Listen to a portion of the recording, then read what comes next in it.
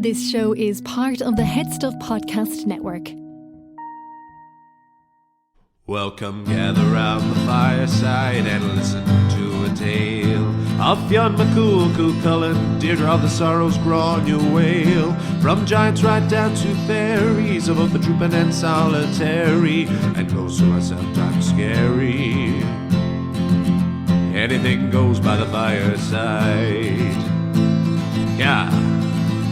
Fireside, the Puka Fireside, the Marrow Fireside. Kings and queens fighting heroes, don't you run from the fun, there's no need to hide. Sit by the fireside.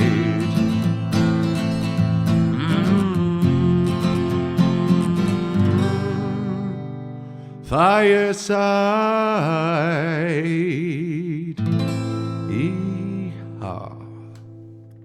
Hello and welcome to Fireside, the Irish storytelling podcast. Each episode of Fireside, we take a story from folklore or mythology, we retell it, have a chat about the tale itself and about the craft, culture and history of storytelling. My name is Kevin C. Olahan. I'm your host and your Fireside Bard. Welcome to episode 114 of Fireside. Today on the Irish storytelling podcast, we tell a tale about the Ollamh, the All-Father of Irish mythology himself. This is the story of the Dagda and the Dagda's Harp. But first, before that, I want to give a big welcome to any brand new listeners. If you enjoy this episode, head right back to the beginning, 113 episodes ago, and see what we've been building up to over the journey of Fireside. And if you're a returning listener, as always, you are very welcome back.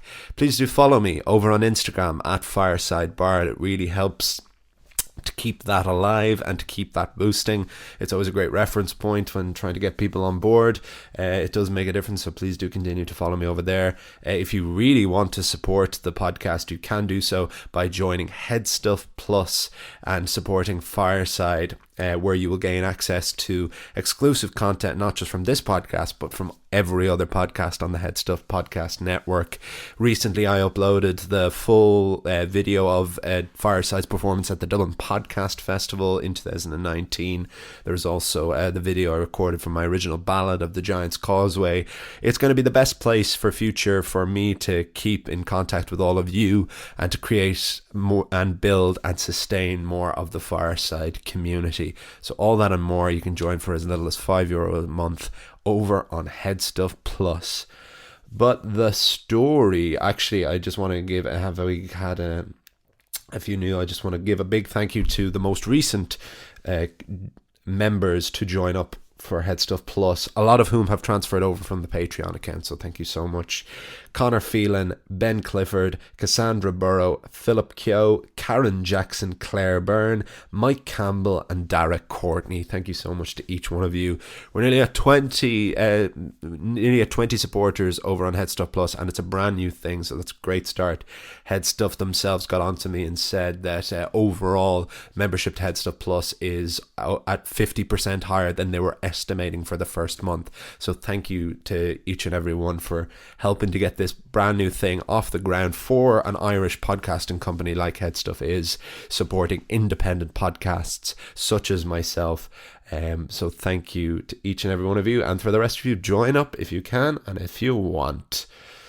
The story for this week is, I mentioned a couple of times recently that I wanted to do a story that just centered on the Dagda, because he is the Zeus, he's the Jupiter, he is the All-Father, he's the Odin of Irish mythology.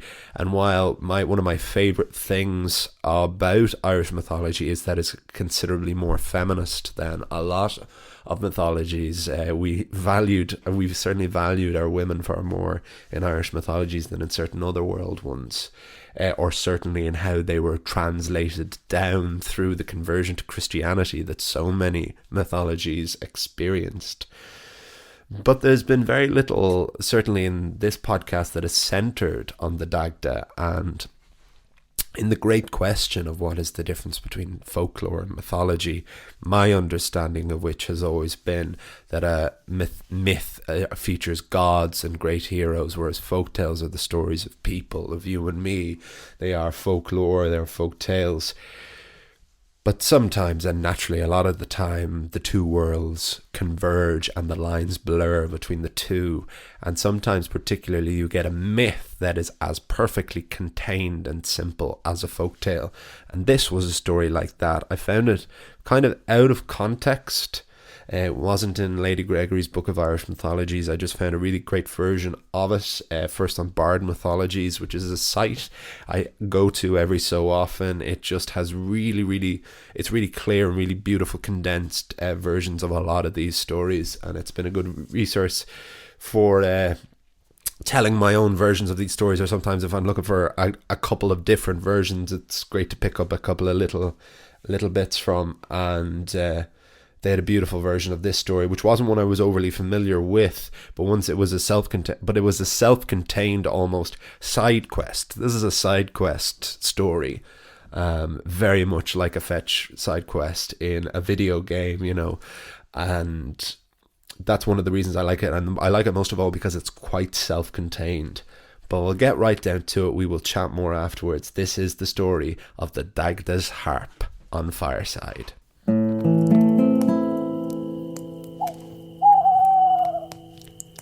The Dagda's Harp. The Tuatha Dé Danann came from 4 cities in the north: Fallius, Gorius, Thineus, and Murius. And from each of these 4 cities they brought 4 treasures: the sword, the spear, on Leah Fall, the stone of destiny, and the cauldron of the Dagda. A cauldron that would satisfy the stomach of anyone who ate from it. And because the Dagda was on Olivahar, the all-father of the Tuatha Dé Danann, he had other treasures for himself. He had a club so powerful it could kill 9 men with one blow. Not only that, but the club could also restore life with its other side. Perhaps the life-giving club is the reason a lot of stories of the Dagda's club involve the club's comparison to his. Again, ask your mother.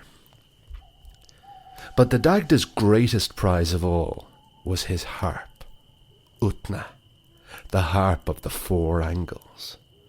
It was carved of the first ever oak planted in Era, and it could play music that could bring joy to the most grief-stricken, or sadness to the most merry, or sleep to the most distracted and perturbed.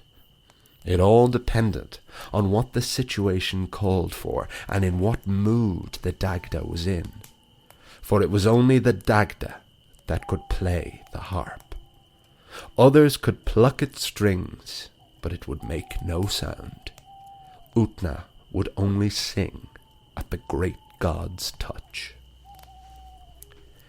It was the second great battle of Moytura, when the Tuatha Dé Danann were defending Era from the attack of the Fomorians, the race of aquatic giants from across or beneath the sea. The Fomorians were led by Baelor of the Evil Eye, and Brez, the turncoat traitor of the Tuatha Dé Danann. The Dagda would eat porridge from his The Dagda would eat porridge from his cauldron in the morning, fight with his club by day, and play the sweetest music by night. The Battle of Moytura was intense, bloody, and well matched. There were losses on both sides. But when the Dagda played his harp, the wounded of the Tuatha Dé Danann thought only of their glorious victories. But a small group of Fomorians in their camp across the valley heard the melody of the harp mocking them. The Fomorians concluded that the music of the Dagda was giving the Tuatha Dé Danann the courage and heart in battle that they needed, and that without it they would be undermined and lose faith. So the Fomorians decided to steal the Dagda's harp. The next morning, after the Dagda had eaten from the cauldron and picked up his club and led a troop of the Tuatha Dé Danann into the carnage, a covert force of Fomorian swine swooped into the enemy camp and stole the precious harp. They took the swag to an abandoned castle to wait out the fight. The king Baelor of the Evil Eye had a trademark evil eye, an eye that lay behind an eye patch, an eye that when revealed had the power to stop the heart of anyone who made contact with it. If you looked in Baelor's evil eye, you, my friend, would die. So the Fomorians had every faith that if they sat and guarded the harp within the walls of this old castle, Baelor would lead them all to victory. The Fomorians, though, did not have Lugh Lámhada, Lugh of the Long Hand, the Ildánach, the master of all arts. Lugh was king of the Tuatha Dé Danann, and he was also Baelor's grandson. Baelor of the Evil Eye had long heard of a prophecy that he would be slain by his own grandchild. But as he had locked his only daughter in a tower all her life, Baelor thought he had already averted that prophecy. But time and time again, prophecy, of course, can never be averted. Baelor's daughter had fallen in love with Cian of the Tuatha Dé Danann. Together they had had a son who was now grown to be a king of his father's people. Lugh was urged not to fight in the great battle of Moyturra, as he was too valuable to them. But the battle of Moyturra was Lugh's fight, and the golden god mounted Manannan's foam-white horse, picked up his spear Fragarach the Answerer, and went to fulfill that prophecy. And fulfill it he did. After Nuaidh Lámharaigid fell in battle, Lugh picked up his sword, and as Baelor lifted his eye patch to end his enemy's life, Lugh tossed the spear, which sailed through Baelor's skull and brought his evil eye shattering out the other side. Suddenly the bare eye was in the line of sight of Baelor's own people. The prophecy was complete, and the Fomor were defeated. Back at the abandoned castle, the group of Fomorians defending the Dagda's harp began to see stragglers fleeing the battle. They realized their cause was lost, but they would not retreat. They had one of the greatest treasures of the Tuatha Dé Danann, and as long as they defended it, the Fomor would never truly be defeated. But this band of survivors were not naive. They knew it would not be long before the Dagda came for his harp. Sure enough, as the Tuatha Dé Danann began to celebrate their victory, everyone called for the Dagda to play his harp. He went to oblige, and it was then the Dagda realized that Utna, his beloved instrument, had been stolen. The Dagda stood and said, "My harp has been stolen. Today's victory will be hollow if we cannot pay our dead the honour they deserve.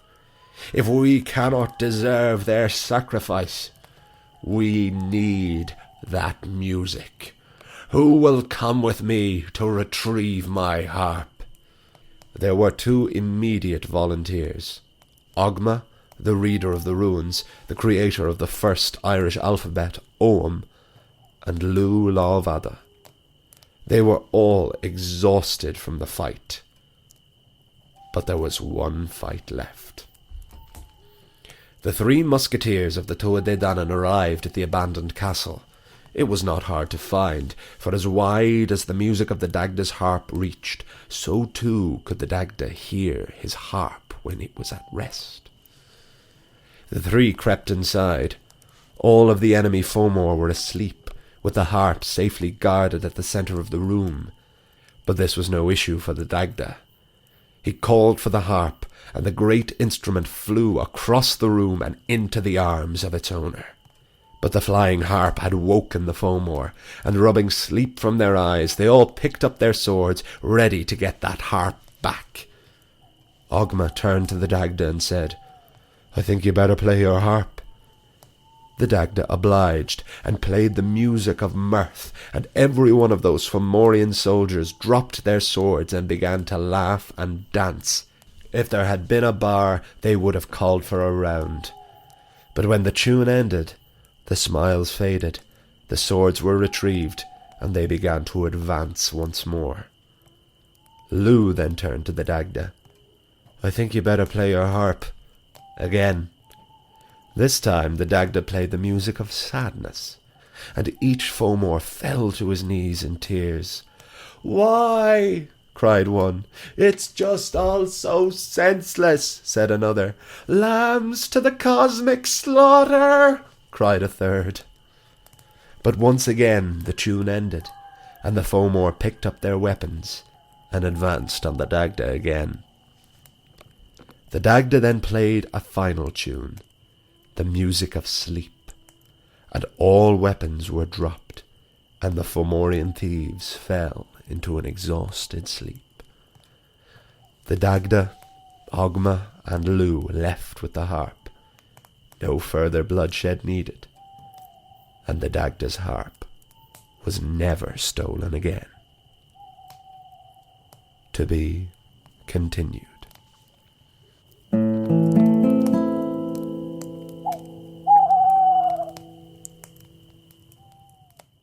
Folks, as you all know, Fireside is a proud son of the Headstuff Podcast Network, which is Ireland's largest network of independent podcasts and a loving home for the creative and indeed the curious. There are so many other podcasts I could recommend to you on the network, some of which inspired me to approach Headstuff myself. Here's a taste of one you might enjoy. I'm Gerard Farrelly and I'm the host of Fascinated. Have you ever wondered about the pop bands you liked as a teenager?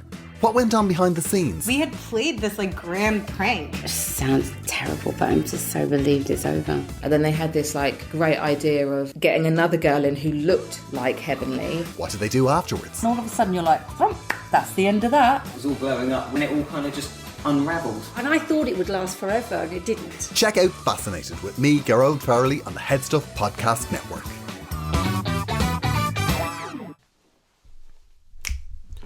And that is the tale of the Dagda's harp on Fireside, and I hope you enjoyed it.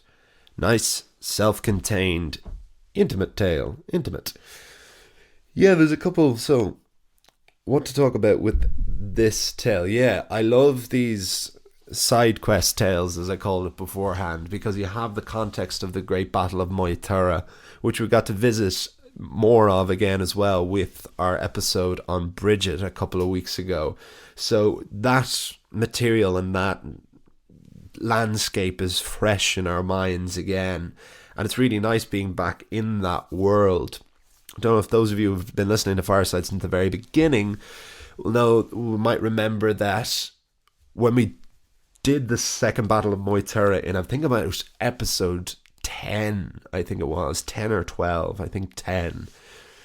The Dagda was the one who negotiated at the beginning with the Fomor, and he went to parley with them, and they made the Dagda eat porridge from a hole in the ground, and the Dagda ate so much that he kind of ballooned like Violet Beauregard in Charlie and the Chocolate Factory and had to be physically rolled back to the Tuatha De Danann.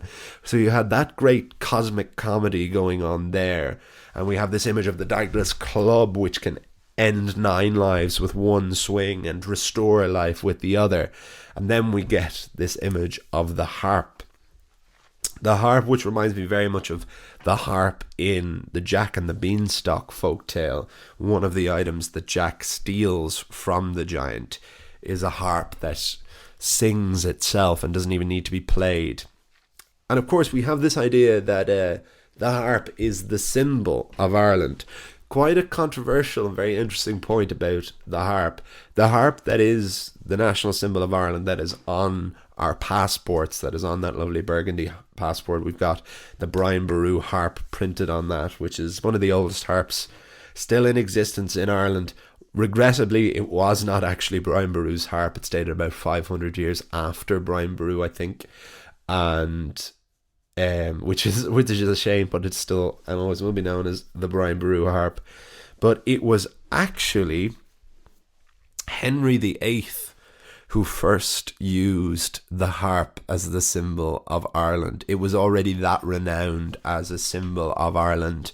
So popular was harp music, you know. In the Brehon laws, in the ancient laws of Ireland, the only musicians who were valued were the harpers and the pipers, and it was the harpers who were valued above all. And still to this day, when I was doing Celtic Nights and I was touring America, and we were selling our wares like a Turkish bazaar after the show, and I was trying to hawk a few of my CDs. We always we would get asked, have you anything with a bit of harp on it? And I went back to Kate, the harp player, in the show afterwards, because she didn't have she didn't play the harp or she didn't have a CD herself at the time. And I said, Hammer. We all called her Hammer. Hello, Hammer, if you're listening to this. She's not listening. I said, Hammer, for the love of God, record an album of harp music, because it will fly out. Because there is just something about it. And she was an incredible player as well. It's such a beautiful and impressive instrument to hear. We're so associated with heaven and angels, you know, strumming their harps in the sky. But there's a great versatility to it as well, and an epic, mythic quality to it, because I play both the whistle and the flute at the moment, and what I like about those two instruments, which have the same fingering, in theory, if you can play one, you can play the other, although the flute requires a much more difficult embouchure, which is the method of blowing into the instrument. That takes much more to master, and much more time to master than it can to just, you know, you can just blow into a tin whistle and you can get a sound, not necessarily a good one, but you can get a sound out of it. But you can't just blow into a flute and make a sound.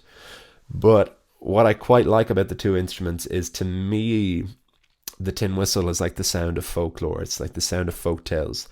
There's a beautiful contained simplicity in it. And all you need is like an instrument that can be inexpensive. You can spend €5 on a tin whistle, or you can spend €250 on a tin whistle.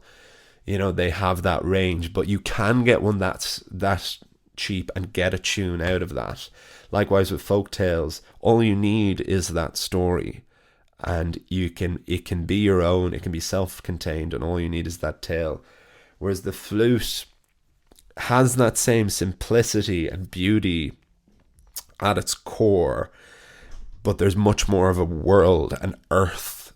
There's an earthy, ethereal quality to the sound of the flute. I think the flute is like, when you hear it's played well and you hear the sound of air on wood, it's a quite hard way to describe it, but like, it just sounds like you are making wood whistle, which is exactly what you're doing. But that timbre and that really rooted sound, to me, has that earthy, cosmic context that myths do. And more I like to pair these stories up with tunes to counterpart with them. And that has always just made sense in my head, this idea of the whistle being folk tales and the flute being mythology. And the harp is very definitely mythology. I feel the uilleann pipes are kind of both as well. The uilleann pipes, because the uilleann pipes are so common in folk tales, but they can also have that immense grandeur as well, and kind of be a whole session unto themselves. But the harp definitely belongs with the flute, in that it's a mythic instrument. And we have here this Three Musketeers moment, where Ogma and Lou and the Dagda go to find the harp, which reminds me, for whatever reason, it reminds me of Cirith Ungol, or Cirith Ungol, however you pronounce it, at the end of Return of the King, where Frodo was kidnapped by a group of orcs in Mordor, and Sam has to go and rescue him. That's the kind of image I have of this abandoned tower and all of these sleeping Fomor. We also have had more and more, very early on in the run of this podcast, and then a couple in recent times, this idea of enchanted instruments, you know, making others dance. We had it in The Man Who Couldn't Stop Dancing, that I got from Joe Hayes' book of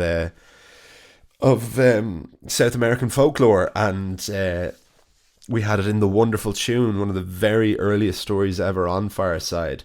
But again, to tie in with the idea of the multiplicity and the richness to the harp, like the flute, the harp can we had the idea of this enchanted mandolin that could make people dance uncontrollably. But the harp can do that, but it can also, the Dagda's harp can also make you weep. It can make you laugh. It can make you cry. It can make you sleep. It all depends on the intention of the user. And while this is an enchanted fairy story and myth, there's something very true to the instrument, I feel, from that, from what little, because I'm not a harper, and I haven't heard or experienced even half as much of it as I would. But whenever I was on tour with harpers, and whenever I am and encounter it at sessions or in concerts, that's always what I feel about that instrument. And that's probably another reason why I like this tale so much. I hope that felt like a nice little ramble rant. I have to say, I wondered when I'd say this on the podcast. A couple of weeks ago, a friend of mine tagged me, or just messaged me, and said that Fireside had been featured on Reddit. And I used to be on Reddit quite a bit. My best friend is an immense fan of it. And it was just a thread on our Ireland, I think. And someone was looking for an Irish folklore podcast, and just a few people were recommending Fireside. If you are one of those people, I think this thread is from a while ago. It's like a year ago. And if you are one of those people who gave it a shout out, thank you so much. I really appreciate some of your comments. Amazingly, this is always the way. Anyone at all in the arts will always tell you this. You always look for the bad one, don't you? There was this incredibly damning statement that just said, good podcast, not the biggest fan of the host. It was one of those attacking my character. But as I've said many times, the story section of these podcasts are so scripted that I like to keep the beginning, the intros and outros loose. That can make them meandery and make them a bit and they're always the most nerve-wracking aspects of these, because I think my skills are more in my storytelling rather than me talking about the stories. I don't feel, because I'm not an academic, but I also do like keeping this part of the podcast more organic and riffy, and it keeps it alive for me, and I think I get more confident in it. And it's always nice, because you're never going to please everybody. I always like when, as much as we all would like everyone to like everything, if something's not someone's particular cup of tea, it means it is someone else's. And those kind of things really bolster me on, I think, in terms of just being, for better or for worse, as me as I can be on this podcast. So thank you very much to the person who said that that he was not the biggest fan of me. One thing I will say, I don't know how you can like this podcast if you don't like me. That's the power of Irish mythology and folklore right there. These stories are so good that they can somehow survive having to listen to me. But with that, I'm going to wrap things up. So thank you all so much for listening. Please do follow me over on Instagram if you want to get in touch. Please do join Headstuff Plus at headstuffpodcast.com.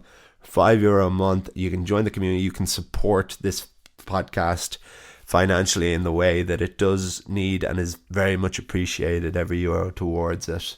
Headstuff Plus has really got off to a great start, and we hope that it can, because it would be amazing if someday there could be if I could get some kind of livable wage off this, because I love doing it so much, and I'm not in any danger of running out of steam anytime soon, and there's plenty on it for you. There'll be plenty of bonus content. I was going to upload a new piece, a new bonus piece every month or so. I think I might do it for every 10 listeners, as I know, so we're nearly at 20, so I might do my third piece of content when we get to 20 and then 30. Maybe that might be a nice incentive to keep people coming back, keep people staying recording. I think that's what I'll do. Thanks so much to Alan, Paddy and Connor, everyone over at Headstuff. Next week we have another folk tale. We did the Rival Campers last week, did we? This is from me recording in my solitude in my studio. We have a story about an uilleann piper, from a story about a harp to a story about the piper. Got a fairy story called The Young Piper next week. Changeling tale, really nice one. I'll see you all. You'll hear me all next time. And remember, wherever you are and wherever you go, you can always join me by the fireside.